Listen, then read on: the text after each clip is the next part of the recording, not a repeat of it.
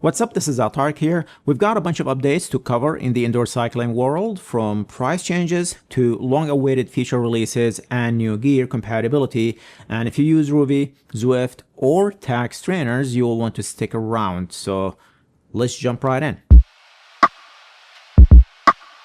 Let's start with ROUVY. They just announced a price increase for their subscription plans. The monthly subscription plan for single rider is going up from $14.99 per month to $19.99. This new pricing kicks in after July 15th, and it will kick in for you after your next billing cycle following July 15th. Now, if you want to lock in the current rate, there's still time to do that by grabbing an annual membership for $149.99, and that will keep that pricing for you for the next 12 months. And we've seen price hikes across the board lately, so this isn't exactly a shock. ROUVY has been steadily updating their app and rolling out new features, and most recently their new route creator tool, which is pretty cool, and I made a full video on that, which I will link in the description below. Moving on to Zwift, there is a new feature that I have been waiting for, and it is finally here.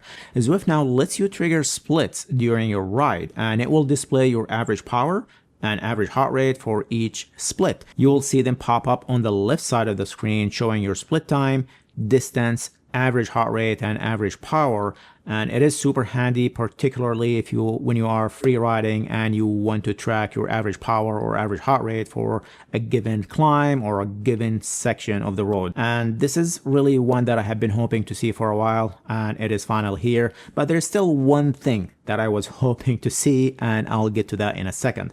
There are a few ways to trigger a split. First, you can just tap the new split icon in the action bar on your screen, or use the Zwift companion app. And if you are riding with a keyboard setup, hitting that tab key will also trigger a split. And if you are using the Zwift Ride controllers, you can actually assign one of the drop bar buttons to trigger a split. And to do that, just head over to the settings menu, go to hardware, then drop buttons, and select the one option with the new split. And that's pretty much it. Press the button during your ride to start a new split. So it is pretty cool. Now, one thing to note, this split feature only works in free ride mode. Running doesn't include it either. If you are doing a structured workout, Zwift already creates splits for you based on your workout interval, which you can view in your post-ride analysis. But now, after your workout is complete, you can toggle the side display to see your splits. But I really wish Zwift gave us real-time interval averages during workouts as well.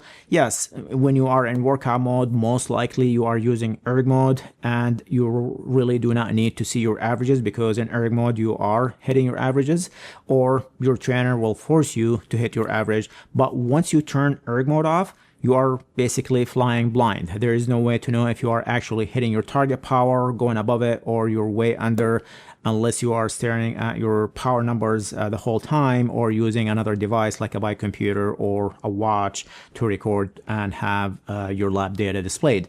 So Zwift, if you are listening or watching this video, please give us real-time interval averages during workout mode. And finally, I know a lot of you have been waiting for this. Garmin and Zwift have officially made a deal. That means the Tacx Neo 2T and the Tacx Neo 3M are now compatible with the Zwift Cog. So the Zwift Cog is basically a virtual gear cassette that replaces the physical gear or physical cassette on your Tacx Neo.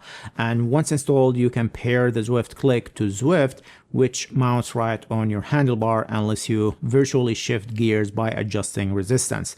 And the best part, this setup works with bikes that have anywhere from 8 to 12 speed drivetrain. So if you've got, say, a 10-speed bike and a 12-speed bike, you can swap them on and off the trainer without having to mess with your cassette every time.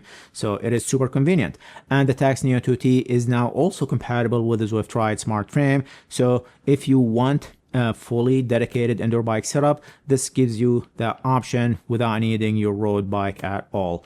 With this update, the Zwift Cog is now compatible with a whole bunch of trainers: Wahoo Kicker Move, the Kicker 6, Kicker Core, Tacx Neo 2T, and Tacx Neo 3M, and Elite Dorado XR, Jet Black Victory, and the Van Rysel D100.